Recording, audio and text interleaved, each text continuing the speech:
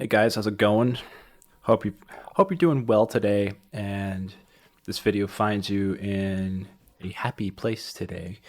I'm going to talk a little bit about the microphones today. So, if you haven't heard or haven't seen it, one of the recent videos, I switched microphones. I have been using a Blue Yeti for 240 videos. I made a video about this earlier. It's kind of like a subscriber update video, but I've been using the Blue Yeti, and it's been a fantastic microphone. It's actually one of the best microphones I've ever used for starting up a YouTube channel. Like, it's just so easy to just plug in USB. You don't have to do a whole lot with it. You can obviously apply filters and OBS, but it's pretty good right out of the box. And it served me well. But I was getting frustrated with how some of the breathing sounds were sounding, and how some of the like some of the yells or screams that would happen in some of the gameplay footage I was doing would just get clipped or like compressed so hard that you could barely hear anything. And so it felt like the vocal range of that microphone was actually pretty limited. And I was starting to get frustrated with that. And so I actually, I had a Shure SM7B, and I just never set it up. Like, I just never used it. And you could obviously ask me, like, why didn't you just start with that? Because obviously it's the better microphone. Um, yeah, I could have, but I was just lazy and wanted to get the channel set up and running and just going. So I just grabbed the microphone that was easy to just plug in USB. Didn't need to worry about anything else. The Shure has had a more involved setup than the Yeti, partially because it's using a XLR cable. I think it's XLR or XLM cable. I think it's XLR cable. I've never used one of those before for audio. And in order to plug the Shure in, you need a audio interface. And I'm running the Focusrite 2i2, which is this tiny little red box, and it's got two inputs for XLR cables and two outputs. And I didn't really know how to set this up. I had to actually do a couple YouTube tutorials and quite a bit of research to figure out how do I correctly get this microphone up and running. So on top of the audio interface there with the Focusrite, I am also using a cloud lifter. I wasn't sure if I needed the cloud lifter. I was trying to set it up without, but then the one unique thing about this mic is that the gain that comes from it is actually quite low. And if you don't have this cloud lifter, there's another piece of equipment you can get as well, that something that just doesn't boost the gain a bit naturally on the line. The microphone sounds very quiet, and you're going to have to artificially boost the gain, which is going to create some noise on the line. So the cloud lifter basically allows you to boost the gain without the noise. And so I got the cloud lifter, and yeah, this is on the more like expensive end of a setup for a microphone. This is obviously not what you need to start a YouTube channel with. I want to clarify, you can start a YouTube channel with a iPhone or a Android audio microphone. You can. It's not going to be the highest quality, but you can use that. If that's all you got and you wanted to start your YouTube channel, use it. Just use it. It's fine. You can always upgrade your microphone later. There's always going to be people that, yes, will not want to watch your videos because they don't like the audio quality, but there's still people who won't mind and will still watch it just because they want to watch you and they like you and they want to see you grow. You will get people that will support you. So don't let your lack of gear prevent you from starting a YouTube channel. Anyway, I digress. Is the microphone good? The Shure actually so far has been pretty great, but since I set it up, I was struggling with the filters in OBS. So personally, on this channel, I am trying my best to be as authentically myself on camera or microphone as possible, because that's just kind of the channel I want to have. I don't really want to be performative or performing for people, because that's just not me. I've done that before in my life with another channel, and I just felt like it was like a fraction of my personality, but not my whole personality. It was like I was showing the world a part of me, but not the whole me. And it felt very inauthentic, and I didn't like that feeling. So this channel is kind of an exercise in one, imperfection, and two, being yourself. And with the Yeti, I was applying quite a few filters on the microphone from a expander, compressor, a 3-band equalizer, noise suppression, and a limiter. Those were like the effects I was using, as well as a noise gate. So I was using a number of filters on the mic, and that obviously altered my audio, how it sounded. I don't know if you could say it was authentic or if it was just like a filter used for utility, but regardless, I didn't really know why I was using those filters. I was just using a setup for those filters that I found through a YouTube tutorial. But I actually kind of wanted to get a little bit closer to like, what does my voice sound like in real life, in person, just almost close to raw from the microphone. And I know the Shure would probably deliver that a little bit better than the Yeti does. And when I would compare the two microphones, like based on sound, the Yeti sounds like you're more in a cave, and the Shure sounds like you're kind of like in a more controlled environment. It's hard to really describe the difference between the two. They're both good microphones. The Yeti is still a fantastic microphone, especially for like your first, like more expensive microphone. Like if you're getting into a YouTube channel, it's not that expensive, but like in the higher quality end, but lower price range, the Yeti is a fantastic mic. I totally recommend it. And then if you want to upgrade from there, perhaps going to the Shure. And there's plenty of other microphones that I'm sure are way better than the Shure or what you could use. I'm not a audio junkie. I don't know a whole lot about audio. I'm just kind of like figuring this out as I go. But this is just from my own personal experience and what I found from using these two mics. But yeah, I still like the Yeti. It's great. But I did apply quite a few filters to try to get a pretty nice sounding audio out of that Yeti. I felt like I had to manipulate that microphone a little bit more in the OBS settings. Whereas with the Shure, I almost feel like I can just record raw.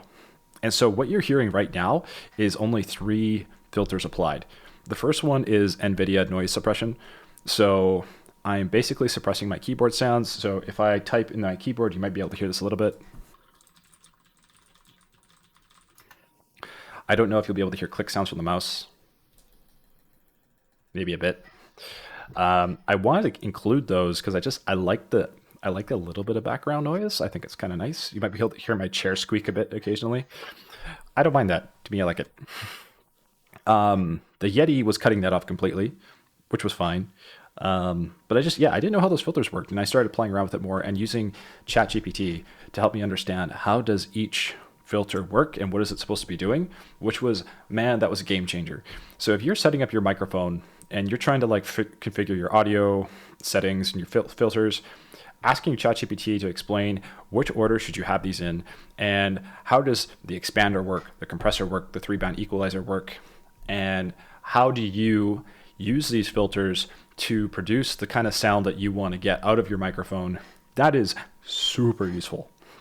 And just having that knowledge can help you get much closer to like the authentic sound or the type of sound that you're looking for on your channel or your podcast, whatever you're doing there. So totally worth spending a little bit of time just learning those things. I found super useful. So yeah, right now we're using the NVIDIA Audio Effects noise suppression. So that's basically just bringing some of the room sounds down to a little bit quieter and softer background noise. On top of that, the next filter I use is the compressor. The compressor is essentially just taking like really loud sounds when I peak and just dropping them down a little bit. So if I shout like, this is really loud, hopefully I'm not peaking too much and it's not too, it's going to hurt your ears. And finally, the limiter. The limiter is basically a guardrail. So if I do really shout loud or whatever happens, the microphone won't clip. It won't go beyond a certain threshold.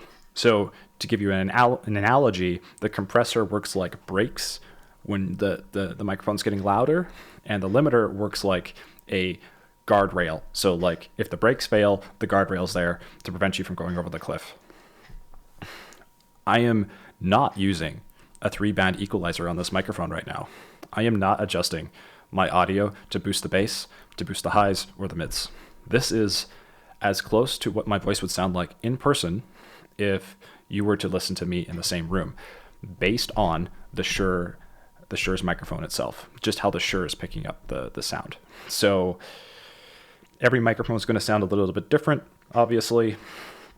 The Shure will sound different from another high professional quality microphone, yada, yada, yada. But yeah, I just didn't really want to alter the 3-band equalizer, which felt like the more I altered it, the more it was maybe making my voice sound more professional, but at the cost of authenticity. I don't know. I might end up altering it again later and maybe adding the 3-band equalizer if I feel like videos like this one and future videos are just not sounding quite right. I can be incredibly particular about certain elements of creativity, especially in this channel. The thing I am most perfectionistic about is audio. And I just want there to be a good audio quality. I want you guys to enjoy the audio when you're listening to a video. I want it to sound good. I want it to sound authentic, but I also want it to just sound enjoyable to listen to. So there's always a trade-off there. And yeah, I was like, I wanted to actually especially thank Cabal Suslik. Cabal Suslik. I don't know if I'm saying your username correctly. I want to thank you specifically because I asked for some input on the microphone and how it sounded. A lot of people did say that it sounded crisp, which I also want to thank them for letting me know that. But Cabal Suslik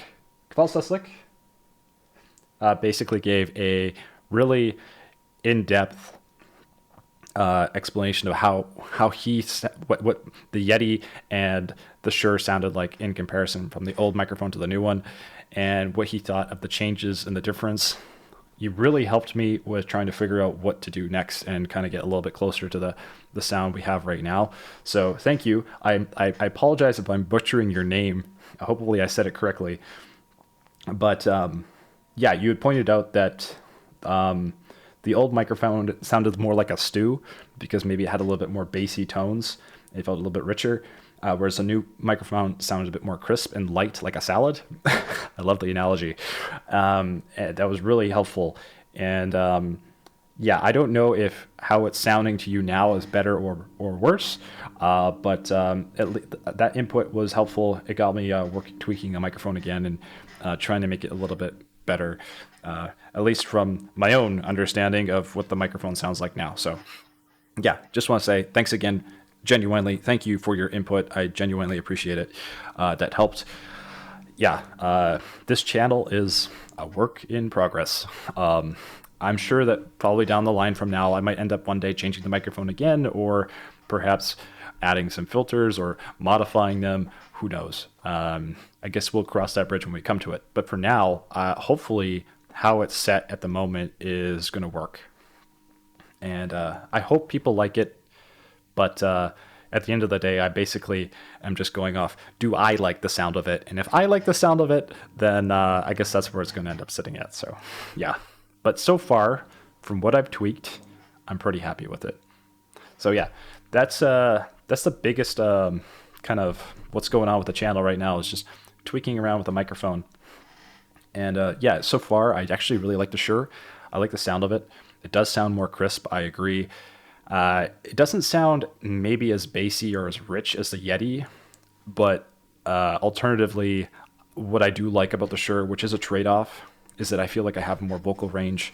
When I scream, you can hear the scream. It's not getting compressed so much that you can't actually hear my terror. What's happening is I get attacked by a bear in the long dark or something like that. And yeah, I like that it's not cutting any of that out. That was kind of bothering me. And in terms of the inhales and breaths, like that, yeah, those, I don't mind having breaths in the audio. I know some people don't like it. They ask me to cut it out, but honestly, I kind of almost like the kind of ASMR sound with the breaths in there. And yeah, I enjoy that. One popular request I've had a lot on this channel, like a lot from so many different people, is to add background music. And I've kind of said this a few times. I don't really plan to. When I first started this channel, I was actually planning on adding background music because I thought it'd be kind of cool, like some lo-fi. And I did do it for like 1 or 2 videos. But what I found was, one, there was the challenge of copyright, and that's a complete nightmare in and of itself. And there's a lot more work to make a video dancing around copyright infringement. But second of all was I actually enjoyed, like when I watched my videos back, I actually enjoyed them more when it was just me talking without any added music, because it just felt more like a diary or a journal entry. And I was just talking to the person that's listening rather than there being this like presentation and like, fanciful sounds and everything being all like, I don't know, what's the word? Overproduced. And I liked the idea of stripping away all that was not necessary and just having like the real raw content, which is the audio, which is necessary because there's no point in watching it. There's nothing to listen to. And the visuals just being a complement to the audio. Sometimes the visuals being necessary, but for the most part, a complement. Because I almost like the idea of having a radio show, which is in some ways kind of what this channel is. And I kind of, the way I treat it is almost like a radio show or a podcast, sort of. But I don't want it to sound like a podcast. Like I don't want it to be a podcast, but I also like the idea of it kind of having some podcast elements to it. It's just I love podcasts personally. I listen to them often, but yeah, I don't know. I just there's certain elements of different creative things in like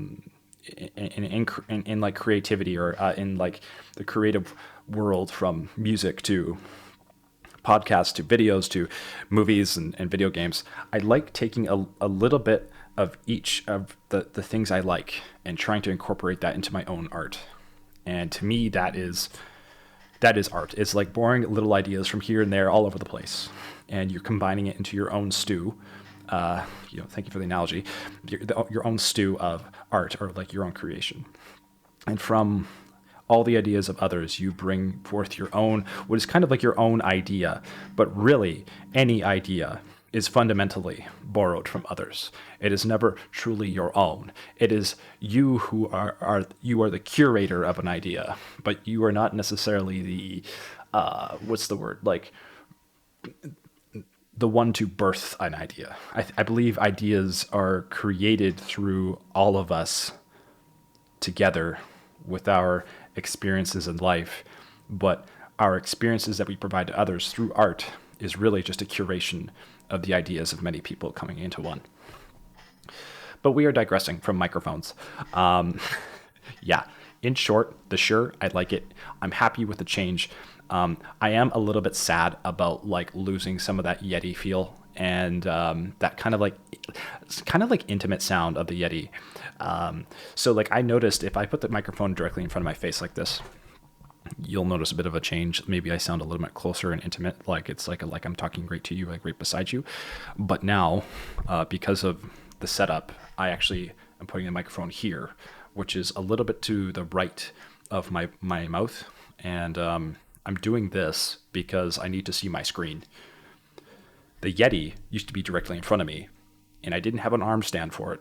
And it was just sitting on an upside down flower pot because I needed to elevate it a bit. And I would speak directly into it. And I think that is the element that kind of gave that intimate sound to the beginning of the channel, which I'm going to be honest with you, I'm kind of sad that I'm losing with the Shure, because the Shure doesn't really allow me to do that with the arm stand. I could, down the line, maybe get a different stand so I can just set the Shure directly in front of me again like I did the Yeti. But I can only afford to put so much money into the channel when I'm not making any money from the channel. So that might be something we do down the line. And we'll come back to that. Hopefully, we'll see. But yeah, that's kind of like what's going on with the audio setup now, if that interests you. And if you're curious about what filters I'm using, I can put down I can maybe make a video about that in the future. Actually, I can just show you how I set up the filters for this microphone. And yeah, I hope you guys enjoyed this video. If you are at all interested in the audio setup for this channel. But yeah, I had fun making this, so I wanted to make it. And yeah, thanks for listening. And again, thank you to Kavel Suslik and for your input on the microphone, and everybody else who also added their input as well. So thank you, and I will catch you guys in the next video. Then out.